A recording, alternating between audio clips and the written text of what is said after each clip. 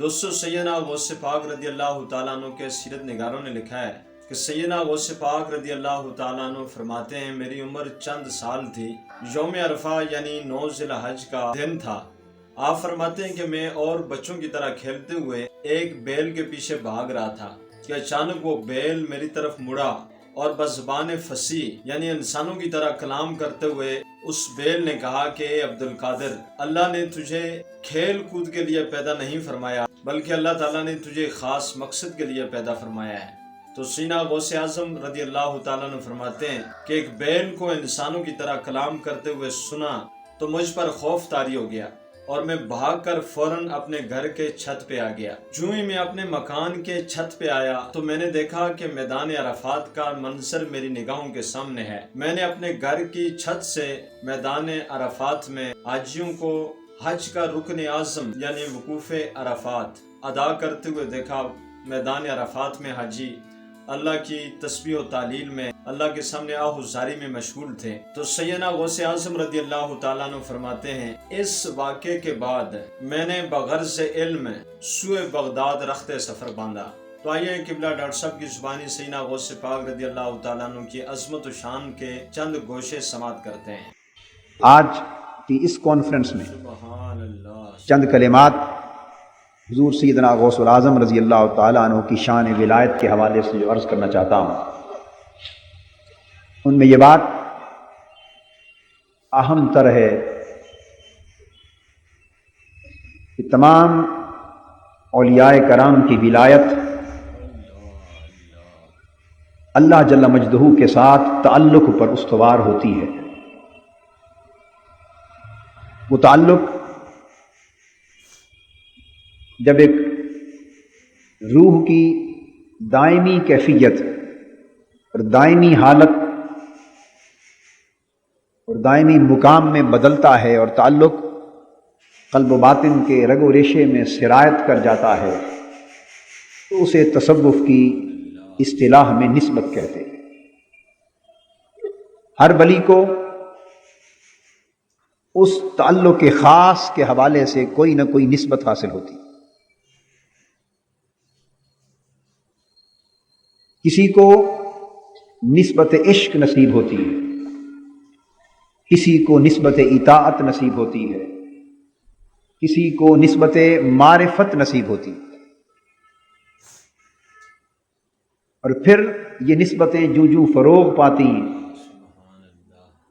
تو ان نسبتوں کے تعینات اور تشخصات کی بنا پر اس صاحب نسبت کی ولایت کا مزاج تعمیر ہوتا ہے، اور اس طرح ہر ولی کی ولایت اپنی خاص نسبت کے حوالے سے ایک شناخت رکھتی، ایک مزاج رکھتی، اور اس خصوصی مزاج کی بنا پر بعض اولیاء کرام کی ولایت کو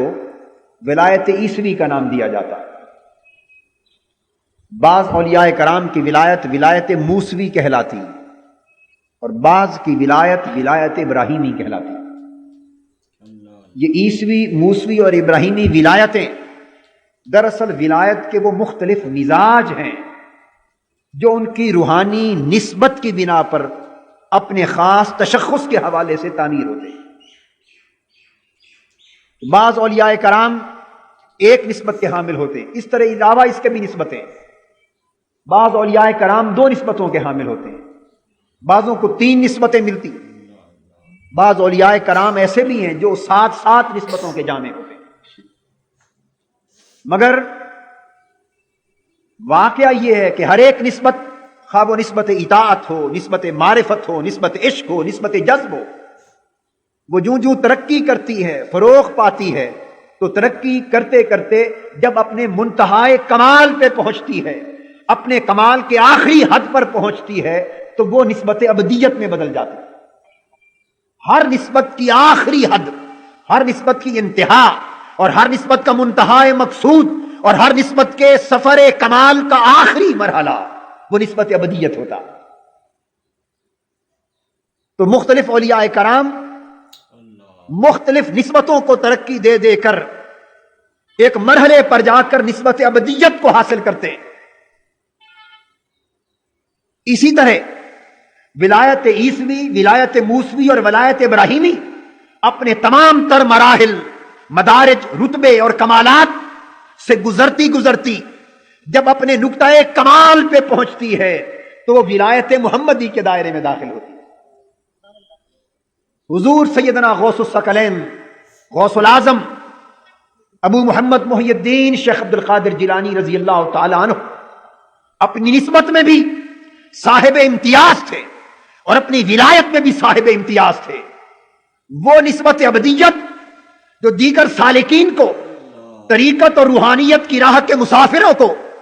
تمام مرحلے عبور کرنے کے بعد جا کر نصیب ہوتی ہے، سیدنا غوث العظم کی ولادت بھی نسبت ابدیت پر ہوئی تھی۔ آپ کو اللہ جل مجدہ نے آپ کے اندر ساری نسبتیں جمع فرما دی تھی، اور آپ کی ولادت کے وقت سے ہی عالم ارواح سے بھی اللہ رب العزت نے آپ کو نسبت ابدیت کے ساتھ بہرور فرما دیا تھا۔ اور نسبت ابدیت پر متمکن ہونے کی بجائے کی وجہ سے سیدنا غوث العظم رضی اللہ تعالی عنہ ولایت عیسوی، ولایت موسوی اور ولایت ابراہیمی کے راستوں سے سفر طے کر کے اپنے مقصود کو پانے کی بجائے اللہ جل مجدہ نے آپ کو روز اول سے ولایت محمدی سے سرفراز فرما دیا تھا۔ اس لیے آپ فرماتے ہیں قصیدہ غوثیہ میں وَكُلُّ وَلِيٍّ لَهُ قَدَمٌ وَإِنِّي عَلَىٰ قَدَمِ النَّبِي بَدْرِ الْكَمَالِ، کہ ہر ولی کو ایک خاص قدم نصیب ہوتا ہے، اور وہ قدم ولی کا کیا ہوتا ہے؟ کسی کو ولایت عیسوی کا قدم ملتا ہے، کسی کو ولایت موسوی کا قدم ملتا ہے، کسی کو ولایت ابراہیمی کا قدم ملتا ہے۔ ولایت عیسوی والے کی ولایت کے مزاج میں حضرت عیسیٰ علیہ السلام کے معجزات کا رنگ جھلکتا نظر آتا ہے۔ ولایت موسوی کی ولایت کے مزاج میں حضرت موسیٰ کے ید بیضا کا رنگ جھلکتا نظر آتا ہے۔ ولایت ابراہیمی کی ولایت کے مزاج میں نار نمرود کے گلزار ہونے کا رنگ جھلکتا نظر آتا ہے، مگر جب اسے ولایت محمدی ملتی ہے تو معجزات مصطفی کا امین بنا دیا جاتا ہے۔ اس لیے آپ نے فرمایا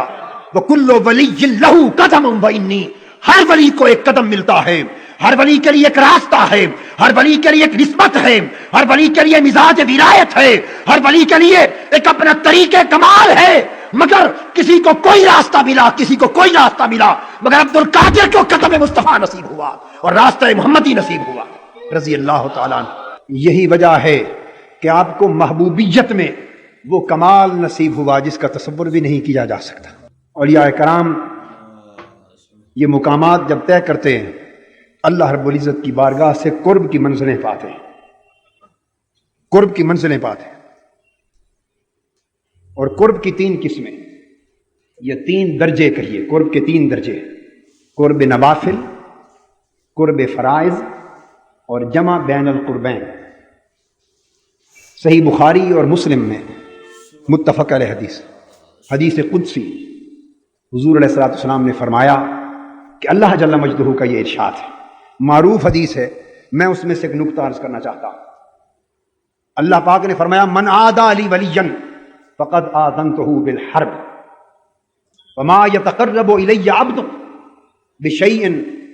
احب مما افترضت اليه ولا يزال عبدي يتقرب الي بالنوافل حتى احبه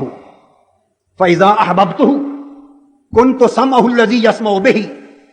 وبصره الذي يبصر به ويده التي يبطش بها ورجله التي يمشي بها وإن سألني لأعطينه ولئن استعاذني لأعيذنه۔ آپ اللہ پاک نے فرمایا کہ جس نے میرے ولی اور میرے دوست کے ساتھ عداوت و دشمنی رکھی وہ جان لے کہ میرا اس کے ساتھ اعلان جنگ ہے۔ وہ جنگ کب بپا ہوتی ہے یہ اللہ اور اللہ کا رسول بہتر جانتا ہے، مگر اس کے ساتھ اعلان جنگ ہے۔ اس کے بعد فرمایا کہ جتنا قرب کسی شخص کو فرائض کے ذریعے میری بارگاہ میں ملتا ہے، اللہ پاک کا ارشاد، جو قرب فرائض کے ذریعے کسی کو میری بارگاہ میں ملتا ہے دنیا کا کوئی عمل اتنا قرب اسے میری بارگاہ میں عطا نہیں کر سکتا۔ تو فرائض کی ادائیگی کے ذریعے حاصل ہونے والا قرب سب سے اونچا قرب ہے۔ مما افترضت علیہ، اب اس مقام پر ممسترست علیہ، اس میں قرب فرائض کا اشارہ ہے کہ جو قرب فرائض کے باعث ملتا ہے دنیا کا کوئی عمل اس قرب کو نہیں پا سکتا۔ اس کے بعد اگلے حصے میں قرب نوافل کا ذکر، پھر فرمایا لا یزاد عبدی یتقرب الی بالنوافل حتی احبہ، بندہ نفل کے ذریعے میرے قریب تر ہوتا چلا جاتا ہے، اتنا قریب ہوتا ہے کہ میں اسے محبوب بنا لیتا ہوں۔ فَإِذَا أَحْبَبْتُهُ، اور جب میں اسے اپنا محبوب بنا لیتا ہوں قرب نوافل کے ذریعے، قرب نوافل کے ذریعے اپنا محبوب بنا لیتا ہوں تو كُنْتُ سَمْعُهُ الَّذِي يَسْمَعُ بِهِ، اللہ پاک نے فرمایا میں اس کے کان بن جاتا ہوں جس سے وہ سنتا ہے۔ ولی جسے قرب نوافل نصیب ہو جائے، میں اس کی آنکھ بن جاتا ہوں جس سے وہ دیکھتا ہے، میں اس کے ہاتھ بن جاتا ہوں جس سے وہ گرفت کرتا ہے، میں اس کے پاؤں بن جاتا ہوں جس سے وہ چلتا ہے، ایک روایت میں ہے میں اس کا دل بن جاتا ہوں جس سے وہ ارادہ کرتا ہے، اور فرمایا حتیٰ کہ اگر مجھ سے وہ سوال کرتا ہے میں اسے یقیناً عطا کرتا ہوں، اور کسی کے لیے میری بارگاہ سے پناہ مانگتا ہے تو یقیناً پناہ عطا کرتا ہوں۔ تو اللہ رب العزت کی بارگاہ سے قرب نوافل کے ذریعے اس ولی کو یہ مقام نصیب ہوتا ہے کہ اس کا دیکھنا اللہ سے ہے، سننا اللہ سے ہے، پکڑنا اللہ سے ہے، چلنا اللہ سے ہے، ارادہ اللہ سے ہے،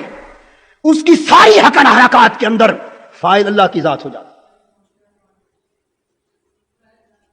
اللہ تبارک و تعالیٰ کے ساتھ اس کی یہ معیت کی نسبت ہو جاتی۔ یہ قرب نوافل،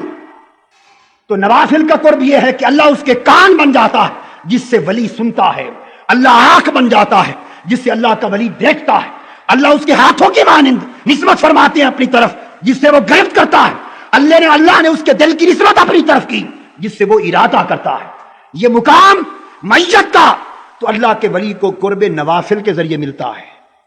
اور جب قرب نوافل سے آگے گزرے اور بندے کو قرب فرائض نصیب ہو تو قرب نوافل میں بندے کے ظاہر کی نسبت اللہ کی طرف تھی، باطن میں بندہ خود فاعل تھا، مگر قرب فرائض میں باطن میں اللہ فاعل ہو جاتا ہے،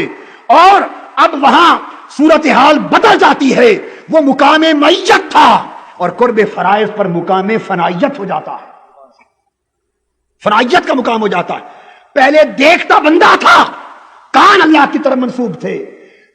آنکھ اللہ کی طرف منسوب تھی، سنتا بندہ تھا، کان اللہ کی طرف منسوب تھے، پکڑتا بندہ تھا، ہاتھ اللہ کی طرف منسوب تھے، مگر قرب فرائض کے مقام پر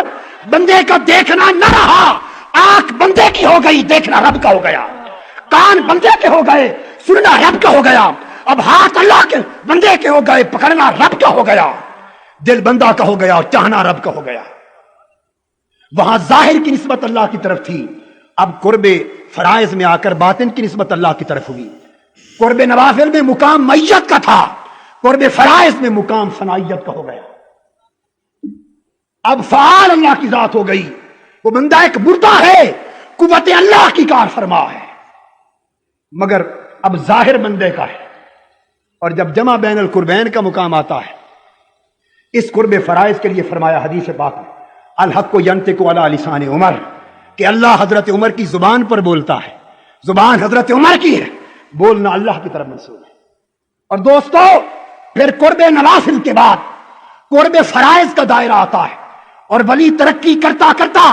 قرب فرائض سے بھی آگے گزرتا ہے، وہ مقام آتا ہے جہاں نوافل اور فرائض کے دونوں قرب ایک قرب میں جمع ہو جاتے ہیں، اسے کہتے ہیں قرب جمع بین القربین۔ کسی ولی نے قرب نوافل پایا، کسی ولی نے قرب فرائض پایا، مگر ولایت سیدنا غوث الاعظم کا عالم یہ ہے کہ قرب نوافل بھی نیچے رہ گیا، قرب فرائض بھی نیچے رہ گیا، آپ کو جمع بین القربین کے مقام پر فائز کیا، جہاں آپ کا تعلق اللہ سے ایسا قریبی ہوا کہ نہ ظاہر آپ کا رہا نہ باطن آپ کا رہا، ظاہر میں بھی اللہ کا امر کار فرما ہوا، باطن میں بھی اللہ کی قوت کار فرما ہو گئی۔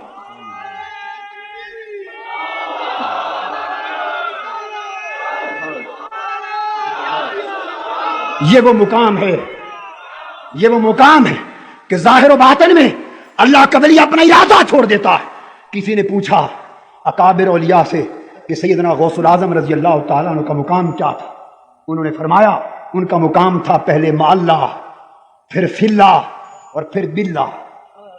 ابتدا میں مع اللہ تھے، یعنی اللہ کے ساتھ تھے، اللہ کی معیت میں تھے، اللہ کی معیت میں تھے، پھر فی اللہ ہوئے، اللہ میں فنا ہو گئے، اور پھر باللہ ہو گئے، اللہ کے ساتھ باقی ہو گئے۔ یہ جمع بین القربین کا مقام، یہ وہ مقام قرب ہے کہ جس کی نشاندہی ہوتی سیدنا غوث العظم رضی اللہ تعالیٰ عنہ خطاب فرما رہے ہیں۔ ہزاروں لاکھوں افراد کا اجتماع ہے، ایک چیل آئی اور آپ کے مجمع کے اوپر چیخنا اس نے شروع کر دیا، اس نے شور کیا۔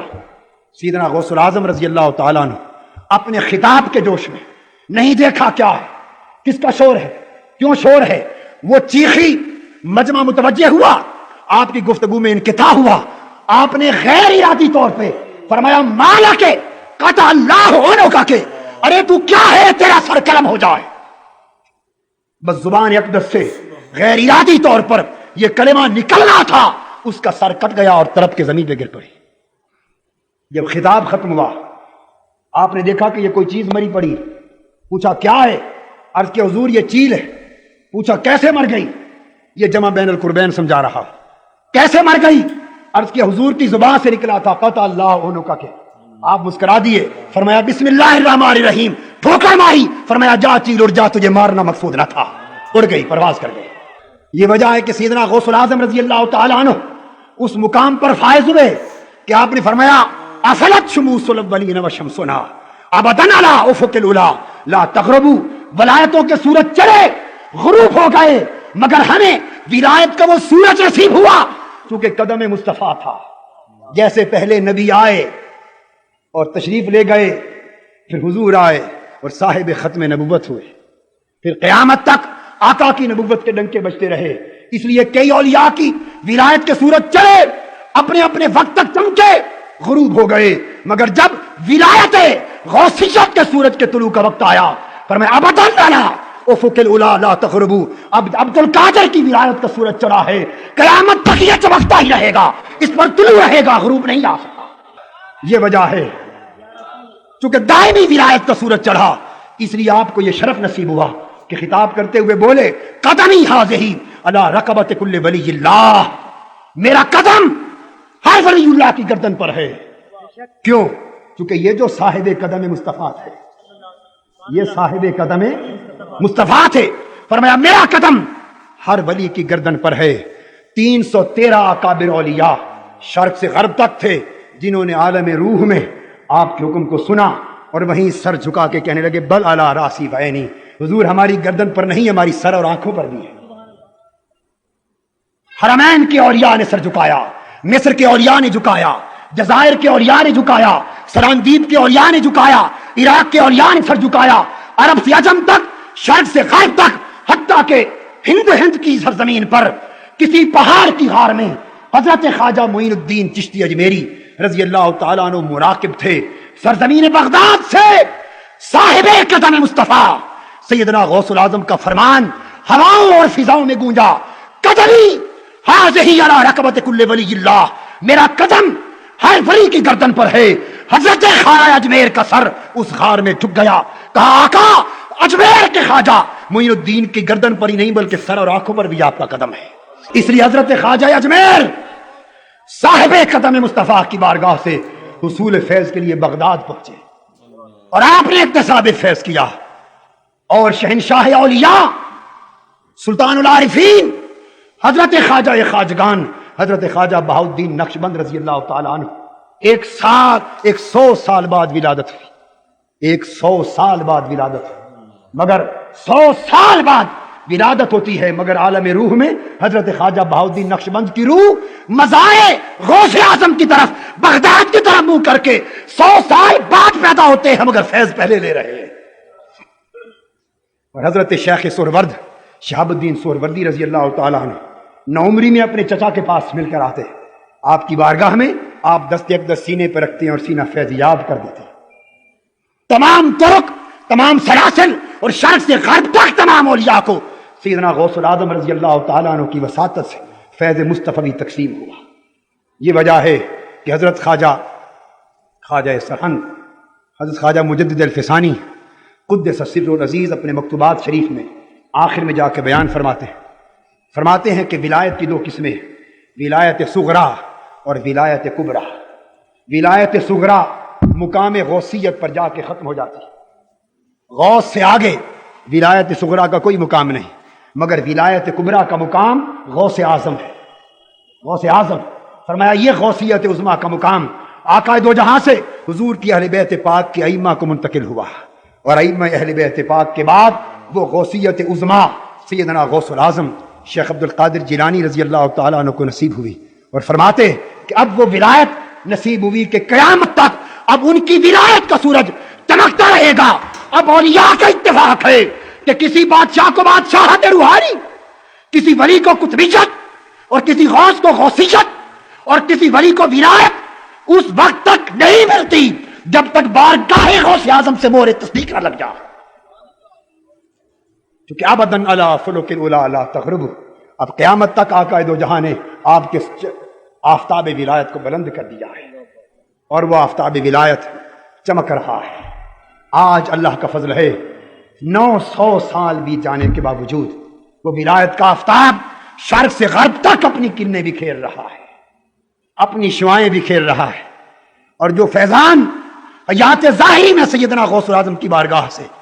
اہل اللہ کو ملتا تھا،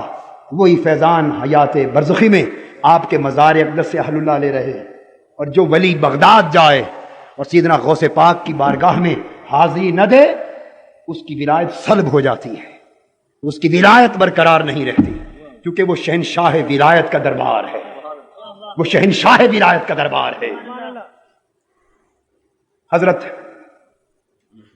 خواجہ شاہ سلیمان توسوی رحمۃ اللہ علیہ، ان کے کچھ مریدین جا رہے تھے توسا شریف، راستے میں کسی نے یہی قدمی حاضی علی رقبت کل ولی اللہ آپ کا ارشاد پڑھا،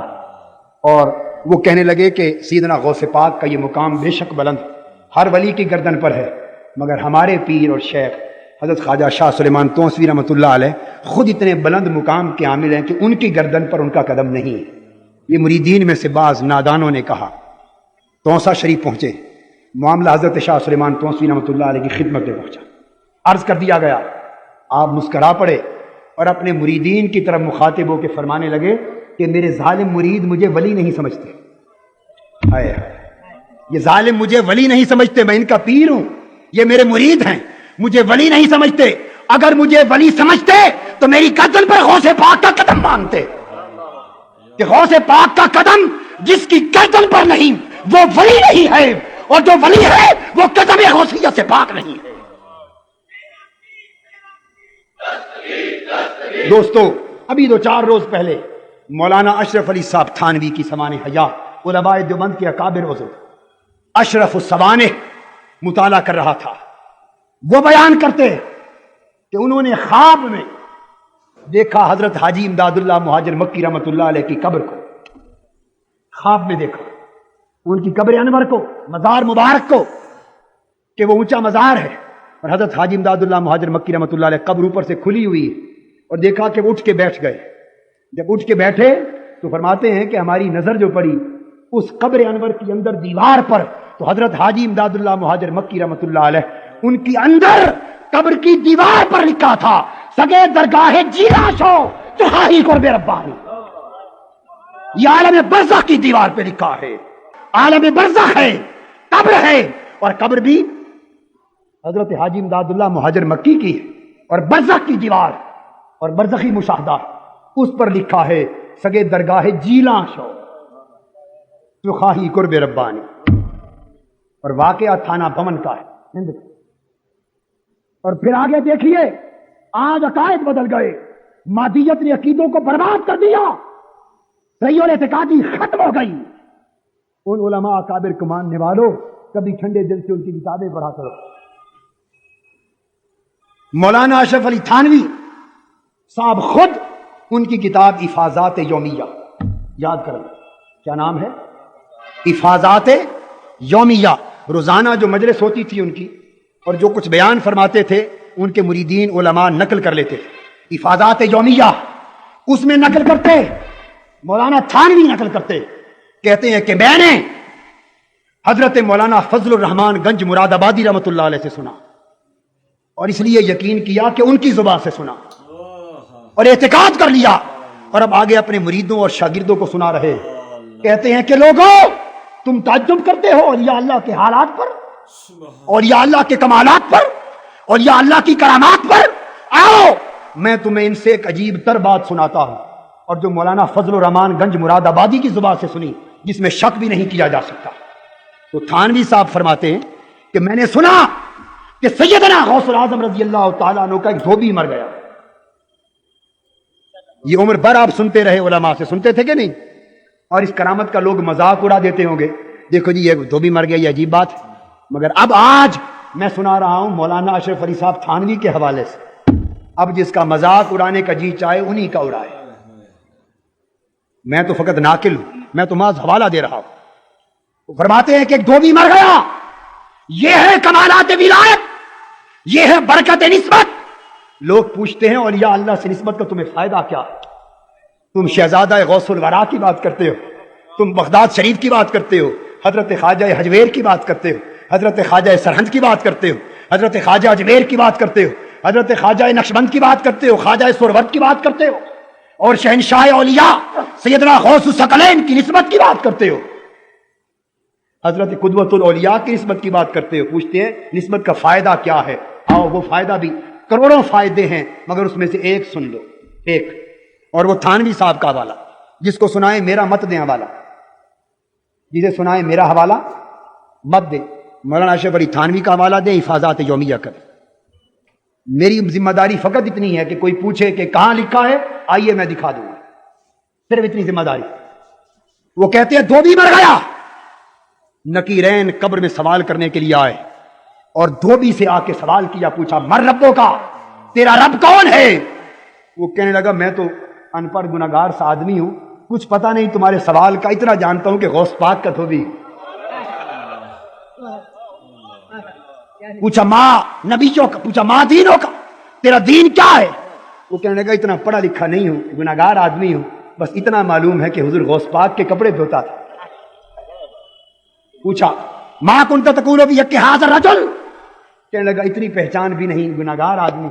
حضور غوث پاک کے گھر سے کپڑے آتے تھے، دھو دیتا تھا، حضور غوث پاک کا دھوبی ہوں، اتنی بات قبول ہو، بخش دو نہیں تو سزا دے دو۔ ملائکہ نے دیکھا ہوگا اللہ پاک کی طرف کہ مولا اب تو یہ ایک نیا مردہ آیا ہے، آج تک ایسا کیس قبر میں، ایسا کیس آج تک نہیں دیکھا، یہ پہلی بار انپریسیڈنٹڈ ایک نیا کیس آیا ہے، اب کیا کریں؟ تو مولا نے فرمایا ہوگا کہ غوث پاک کا نام آ گیا ہے، دیکھتے کیا ہو، واپس موڑا۔ اس دھوبی کی بخشش ہو گئی، دھوبی کی بخشش ہو گئی۔ اس پر تھانوی صاحب لکھتے ہیں اگر کوئی اعتراض کرے کہ کیسے بخشش ہو گئی، یہ تو کوئی جواب نہ تھا کہ غوث پاک کا دھوبی ہو، بخشش کیسے ہوئی؟ تو تھانوی صاحب جواب دیتے ہیں، وہ بھی سن لو، میرا جواب نہیں، میرا ہوتا بے شک آپ رد کر دیتے، مگر مولانا تھانوی صاحب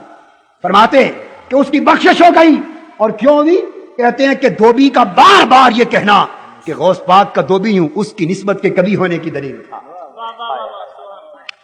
اس کی نسبت کے پختہ ہونے کی دلیل تھا۔ جو مر کے بھی غوث پاک کو نہیں بھولتا، اس کا معنی یہ ہے غوث پاک کا دھوبی ہوں، جو ان کا خدا ہے وہی میرا خدا ہے، جو ان کا رسول ہے وہی میرا رسول ہے، جو ان کا دین ہے وہی میرا دین ہے۔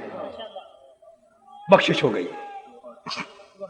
تو سیدنا غوث الاعظم رضی اللہ تعالیٰ عنہ کے کمالات اور فیوزات و برکات اس دنیا میں نہیں، عالم برزخ میں بھی ہے، عالم ارواح میں بھی ہے، اور عالم آخرت میں بھی برکتیں۔ حضرت شیخ حماد دباس رحمۃ اللہ علیہ کی خدمت میں سیدنا غوث پاک، اپنی جوانی کی عمر ہے، لڑکپن ہے، جوانی، بیٹھے اٹھ کے تشریف لے گئے۔ کسی نے پوچھا حضرت شیخ حماد دباس سے رضی اللہ تعالیٰ عنہ، یہ جوان اجمی جوان جو عبد القادر گیا ہے، بتائیے یہ ولایت میں کیسا لگتا ہے؟ حضرت شیخ حماد دباس فرماتے ہیں لوگوں تمہیں کیا خبر، میں اس کے سر پہ 2 جھنڈے دیکھتا ہوں جو عرش معلیٰ تک لہرا رہے ہیں، اس کی ولایت کے ڈنکے بجنے والے، اور ایسا ڈنکا بجے گا تو سیدنا غوث پاک کی ولایت کے ڈنکے پہلوں نے بھی بجائے۔ حضرت جنید بغدادی رضی اللہ تعالیٰ عنہ خطاب کے دوران خیال آنے لگا کہ شاید میرے جیسا مقام ولایت کسی اور کو نہیں مل سکے گا۔ یہ خیال آیا تھا کہ ایک کیفیت تاری ہوئی، عالم مدہوشی میں چلے گئے، غوث پاک کی روح منکشف ہوئی۔ فرمایا حضرت جنید ایسا مت سوچ، اولین و آخرین اولیاء کا سردار عبد القادر آنے والا ہے۔ دوستو یہی وجہ ہے، بات ختم کرنا چاہتا ہوں یہ سمجھا کر، یہی وجہ ہے کہ ابداً علی افق العلا لا تغربوا، کہ غوث پاک رضی اللہ تعالیٰ عنہ کے وصال کو 9 صدیاں بیت گئیں، 9 صدیاں بیت گئیں، کئی شہید ہوئے، کئی، مگر جو چرچا شہادت امام حسین کو ملا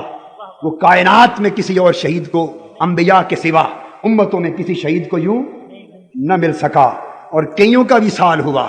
مگر جو چرچا غوث پاک کے وصال اور ان کے ختم 11ویں کو ملا، شرق سے غرب تک کائنات ولایت میں کسی اور کو نہ ملا۔ وہ وصال بغداد میں ہوا،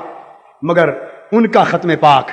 سیدنا غوث پاک کا اور ان کی یادگار مشرق سے مغرب تک کوئی زبان کیوں نہ بولتا ہو، مگر پیران پیر دستگیر کا نام اور نعرہ ہر ایک کی زبان زد خاص و عام ہے، اس لیے کہ ولایت کا وہ آفتاب آپ کے وجود مسعود کے ذریعے چمکا کہ قیامت تک دنیا ولایت آپ کی نورانی کرنوں سے منور اور روشن ہو رہی ہے۔ یہ تحریک منہاج القرآن بھی اللہ گواہ ہے سب اسی فیضان غوثیت مہاب کی خیرات ہے، حضور غوث پاک کے قدموں کا صدقہ ہے، حضرت قدوۃ الاولیاء کے نالین کی خیرات ہے، اسی خانوادہ اور اسی دربار کے دروازے کی خاک اور اس کی خیرات ہے۔ آؤ اگر ہم چاہتے ہیں کہ اس تاریکی اور ظلمت کے دور میں اپنی روحانیت کو زندہ کر لیں، پھر سے ایمان، عرفان اور ایقان کے تعلق سلامت ہو جائیں، پھر سے روحانیت کی روشنی نصیب ہو، اور پھر تعلق باللہ استوار ہو، تو ہمیں پھر اسی طرح سگے درگاہ میراں شو چخاہی قرب ربانی اس کا ورد کرنا ہوگا، پلٹ کر اولیاء کے دروازوں کی طرف جانا ہوگا۔ نسبت اولیاء کے بغیر آج ایمان کی سلامتی ناممکن ہے، ایمان کی سلامتی ناممکن ہے۔ اگر اپنے ایمان سلامت رکھنا چاہتے ہو تو کسی نسبت والے سے نسبت پیدا کر لو، کسی نسبت والے کے ہو جاؤ، کسی تعلق والے کے ہو جاؤ، اس کی نسبت سے متعلق ہو جاؤ، اپنا تعلق اللہ والوں سے جوڑ لو، اولیاء اللہ سے جوڑ لو، اہل معرفت سے جوڑ لو، اللہ پاک آپ کے ایمان کو پھر سے سلامتی عطا فرمائے گا۔ آئیے ہم گفتگو ختم کرتے ہوئے عہد کریں کہ سیدنا غوث پاک کی یاد کی اس کانفرنس کے طفیل اور حضور قدوۃ الاولیاء کی اس زیارت کے صدقے سے عہد کریں کہ ہم بھی ظاہر اور باطن کی دائمی طہارت کو اپنائیں، ہم بھی اس تعلق باللہ کو اپنائیں، حضور غوث پاک کی روحانیت کی طرف متوجہ ہوں، اولیاء کبار اور مشائخ اعظام کی نسبتوں اور ولایتوں کی طرف متوجہ ہوں، اور اپنا راستہ باطل راستوں سے ہٹا کر جدا کر کے